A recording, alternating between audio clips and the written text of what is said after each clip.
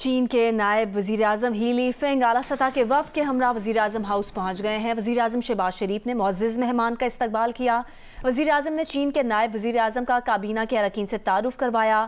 چین کے نائب وزیراعظم سی پیک کی 10ویں سالگرہ کی تقریب میں شرکت کے لیے پاکستان کے دورے پر ہیں۔ چین کے نائب وزیراعظم گزشتہ روز 3 روزہ دورے پر پاکستان پہنچے تھے۔ اسلام آباد ایئرپورٹ پر وفاقی وزراء احسن اقبال اور رانا ثناء اللہ نے استقبال کیا۔ چین کے نائب وزیراعظم صدر پاکستان، وزیر اعظم اور وزیر خارجہ سے ملاقات بھی کریں گے۔ اسلام آباد میں آج اور کل عام تعطیل کا اعلان کیا گیا ہے۔ وزیر خزانہ اسحاق ڈار نے کہا ہے کہ نواز شریف نے چینی قیادت سے مل کر سی پیک منصوبہ شروع کیا۔ پاکستان کے معاشی اعشاریہ بہتری کی جانب گامزن ہے۔ بینک آف چائنا اسلام آباد برانچ کی افتتاحی تقریب سے خطاب کرتے ہوئے وزیر خزانہ اسحاق ڈار کا کہنا تھا کہ بینک آف چائنا اور پاکستان کے درمیان تعاون جاری رہے گا۔ پاکستان کے معاشی اعشاریہ بہتری کی طرف گامزن ہے، یقین ہے پاکستانی معیشت بہت جلد بہتر ہو جائے گی۔ وزیر خزانہ اسحاق ڈار کا بینک آف چائنا اسلام آباد برانچ کی افتتاحی تقریب سے خطاب۔ انہوں نے کہا کہ نواز شریف نے چینی قیادت سے مل کر سی پیک منصوبہ شروع کیا تھا۔ بینک آف چائنا اور پاکستان کے درمیان جاری تعاون میں مزید اضافہ ہوگا۔ ایک اچھی خبر، پاکستان سٹاک ایکسچینج میں زبردست تیزی دیکھی جا رہی ہے۔ پاکستان سٹاک ایکسچینج کا 100 انڈیکس 48,000 کی حد عبور کر گیا ہے۔ کاروبار کے دوران 100 انڈیکس میں 950 سے زائد پوائنٹس کا اضافہ دیکھا گیا۔ 100 انڈیکس 48,027 پر ہے۔ کاروبار کے دوران 100 انڈیکس میں 2% سے زیادہ کا اضافہ ہو چکا ہے۔ بھی بات کریں گے توشہ خانہ کیس کی، جس میں چیئرمین پی ٹی آئی نے اسلام آباد ہائی کورٹ کے فیصلے کے خلاف سپریم کورٹ سے رجوع کر لیا ہے۔ سپریم کورٹ نے اسلام آباد ہائی کورٹ کو توشہ خانہ کیس کا فیصلہ کرنے کا حکم دیا تھا۔ مریم نواز نمائندہ جیو نیوز ہمارے ساتھ ہیں۔ مریم، یہ جو درخواست دائر کی گئی ہے، کیا متن ہے اس کا؟ جی، سپریم کورٹ میں چیئرمین پی ٹی آئی کی جانب سے توشہ خانہ کیس میں کی جو کارروائی ہے ٹرائل کورٹ میں جو چل رہی ہے، اس کو روکنے کی جو ہے وہ درخواست کی استدعا کر دی گئی ہے۔ جو چیئرمین پی ٹی آئی ہے ان کی جانب سے جو درخواست ہے اس میں یہ کہا گیا ہے کہ اسلام آباد ہائی کورٹ کا جو عدالتی دائرہ اختیار ہے، یعنی جو ایڈیشنل سیشن جج اس کیس کو سن رہے ہیں، ان کے اس کیس سننے کے دائرہ اختیار سے متعلق فیصلہ آنے تک کیس کی سماعت روکنے کا حکم دیا جائے۔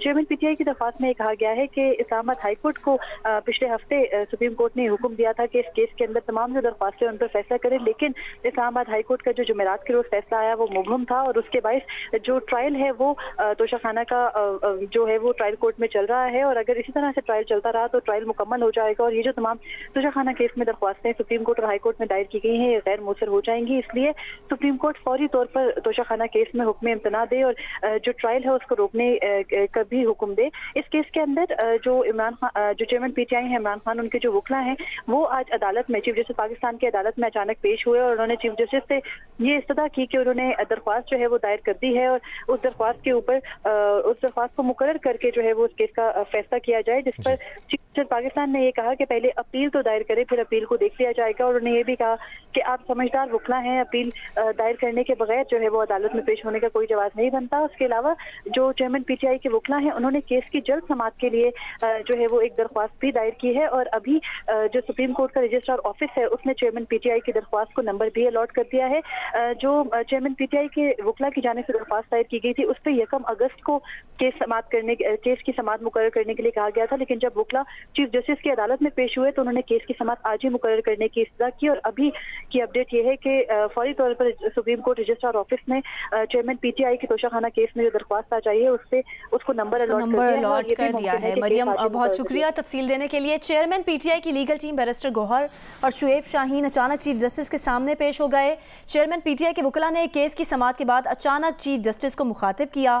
وکلا نے کہا کہ توشہ خانہ فیصلے کے خلاف اپیل دائر کر رہے ہیں، اپیل کے ساتھ جلد سماعت کی درخواست بھی دے رہے ہیں۔ چیف جسٹس نے کہا کہ پہلے اپیل دائر تو کریں، پھر دیکھ لیں گے۔ آپ ماشاءاللہ سمجھدار وکلا ہیں، ہر چیز کا ایک طریقہ ہوتا ہے۔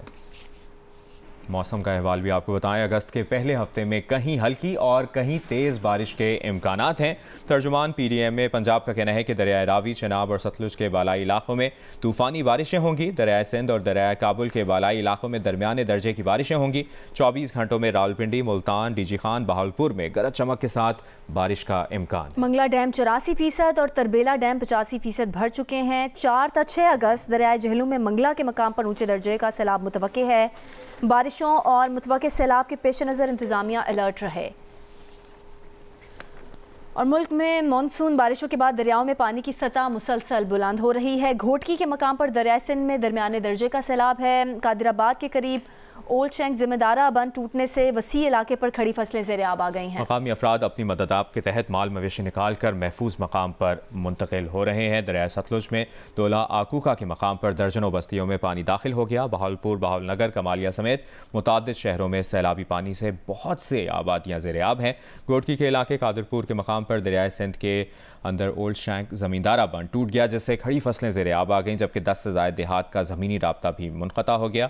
دریائے ستلج میں بہاولپور میں ماڑی، قاسم شاہ، منگوانی اور لارا ڈیرہ پتن کے قریب کئی زمیندارہ بند سیلابی پانی سے بہہ گئے ہیں۔ دریائے راوی میں کمالیہ کے مقام پر دریا کنارے بستیوں میں سیلابی پانی داخل ہو گیا ہے۔ مقامی افراد اپنی مدد آپ کے تحت محفوظ مقام پر منتقل ہو رہے ہیں۔ دریائے ستلج میں بہاول نگر کے مقام پر سیلابی پانی سے بہت سی آبادیاں زیر آب آ گئی ہیں۔ دریائے سندھ کوٹ مٹھن کے مقام پر درمیانے درجے کا سیلاب گزر رہا ہے۔ آج سے دریا میں پانی کی سطح کم ہونا شروع ہو جائے گی۔ ابھی آپ کو بتائیں، باجوڑ خودکش دھماکے کے مزید 3 افراد اسپتال میں دم توڑ گئے۔ شہداء کی تعداد 46 ہو گئی ہے۔ 8 میتیں ناقابل شناخت ہونے کے سبب اسپتال میں موجود ہیں، جبکہ دھماکے کے دور دراز آبائی علاقوں میں تدفین کا سلسلہ جاری ہے۔ شہداء میں باپ بیٹا بھی شامل ہیں۔ بڑی تعداد میں نوجوان بھی یہاں پر بڑی تعداد ان کی تھی۔ 5 بچے بھی شہید ہوئے ہیں۔ کور کمانڈر پشاور اور IGFC نے دھماکے میں زخمی ہونے والے افراد کی عیادت کی اور دھماکے کی جگہ کا دورہ بھی کیا ہے۔ حسبان اللہ کی رپورٹ دیکھیے۔ خار دھماکے کے بعد باجوڑ بھر میں فضا سوگوار ہے۔ شہید ہونے والوں کی نماز جنازہ اور تدفین دور دراز آبائی علاقوں میں کی جا رہی ہے۔ DHO ڈاکٹر فیصل نے بتایا کہ 90 سے زائد زخمی مختلف اسپتالوں میں اب بھی زیر علاج ہیں۔ کچھ لاشیں ناقابل شناخت ہیں۔ شہداء میں 5 بچے بھی شامل ہیں۔ دھماکے میں شہید ہونے والوں میں بڑی تعداد نوجوانوں کی تھی، جن میں باپ بیٹا بھی شامل ہیں۔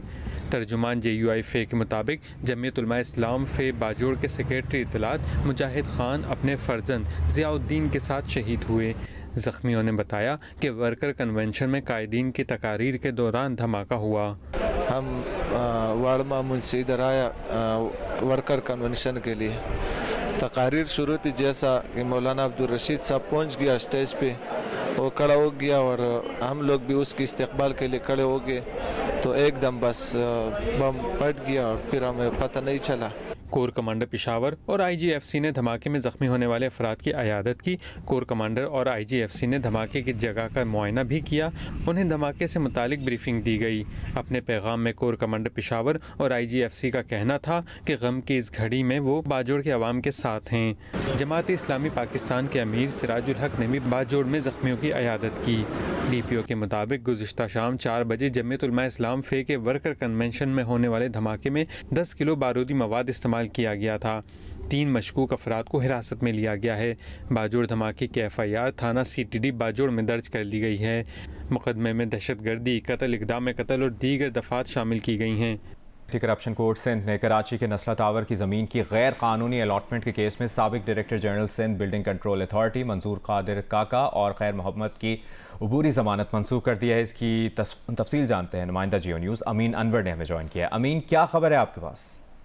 جی بالکل صوبائی کی کرپشن کورٹ نے نسلہ ٹاور کی غیر قانونی طور پر نقشہ پاس کرنے کی کیس میں آج سابق Sindh building control authority Manzoor Qadir Kaka اور سابق مختار کار خیر محمد ڈائری کی عبوری ضمانت منسوخ کر دی ہے، جس کے بعد اینٹی کرپشن نے دونوں ملزمان کو گرفتار کر لیا ہے۔ اینٹی کرپشن حکام کا کہنا ہے کہ دونوں ملزمان کو جو ہے وہ کچھ دیر بعد جسمانی ریمانڈ کے لیے عدالت میں پیش کیا جاتا ہے۔ اس سے قبل 26 جولائی کو عدالت نے ملزم منظور قادر کاکا کی عبوری ضمانت منظور کی تھی، جس میں ملزم کا یہ موقف ہے کہ انہوں نے یہ نقشہ سندھ مسلم سوسائٹی کے ریکویسٹ پہ جو ہے وہ پاس کیا تھا اور ان کا اس پورے معاملے میں کوئی تعلق نہیں ہے۔ ملزم منظور کاکا پہ جو الزامات لگائے گئے ہیں وہ غلط ہیں، تاہم آج عبوری ضمانت میں توثیق پر فیصلہ تھا، جس میں سرکاری وکیل کی جانب سے ضمانت میں توثیق پر جو ہے وہ مخالفت کی گئی۔ ان کا یہ کہنا تھا کہ منظور کاکا اس وقت کنٹرول اتھارٹی تھے اور یہ تمام اختیار رکھتے تھے، اس کے باوجود انہوں نے غیر قانونی طور پر نقشہ پاس کیا نسلہ ٹاور کا۔ سپریم کورٹ کے حکم پر یہ مقدمہ درج کیا گیا تھا، جس پر عدالت نے کچھ دیر بعد دونوں ملزمان منظور قادر کاکا اور سابق مختار کار خیر محمد ڈائری کی عبوری ضمانت منسوخ کر دی اور اینٹی کرپشن نے انہیں یہاں سے گرفتار کر لیا ہے عدالت سے۔ اور پھر کچھ دیر بعد انویسٹیگیشن آفیسر کے مطابق دونوں दोनों मुलजमान को रिमांड की अदालत में पेश किया गया। सही, इन दोनों को गिरफ्तार भी कर लिया गया है। अमीन अनवर, आपने इस बारे में आगाह किया, शुक्रिया। वफाकी वज़ीर बराए आबी वसाइल खुर्शीद शाह ने कहा है कि कराची के लिए K4 मंसूबे का पहला फ़ेज़ 2024 के इख्तिताम या 2025 के इब्तिदा में मुकम्मल कर लिया जाएगा। माजी में जिन लोगों ने इस मंसूबे को ख़राब किया उनके खिलाफ तहकीकात होनी चाहिए। सिंध के ज़िला ठट्ठा कलरी झील पर वाक़े K4 मंसूबे का वफाकी वज़ीर बराए आबी वसाइल खुर्शीद शाह, सेनेटर वकार मेहदी और चेयरमैन वापडा सज्जाद गनी समेत दीगर हुकाम ने दौरा किया। मीडिया से गुफ्तगू में वफाकी वज़ीर खुर्शीद शाह ने बताया कि मंसूबे को कराची के मुतालबे पर मुकम्मल करना है। कोशिश है कि 2024 के इख्तिताम या 2025 के इब्तिदा में पूरा कर लें। उन्होंने मज़ीद कहा कि फ़ंडिंग के लिए स्टेट बैंक से पैसे मिल गए हैं। सिंध हुकूमत से सवाल है कि क्या उन्होंने पानी के लिए सिस्टम बनाया है। मंसूबा तेज़ी से चल रहा है। उनका मज़ीद कहना था कि मंसूबे में ताख़ीर हुई तो जवाब वो या चेयरमैन देंगे। माजी में मंसूबा क्यों फ़ेल हुआ, इससे पहले जो हुआ उसकी तहकीकात होनी चाहिए। खुर्शीद शाह ने कहा कि इस वक्त मंसूबे की एक एक चीज़ देखी जा रही है कि प्रेशर के ज़रिए पानी आगे भेजा जाए।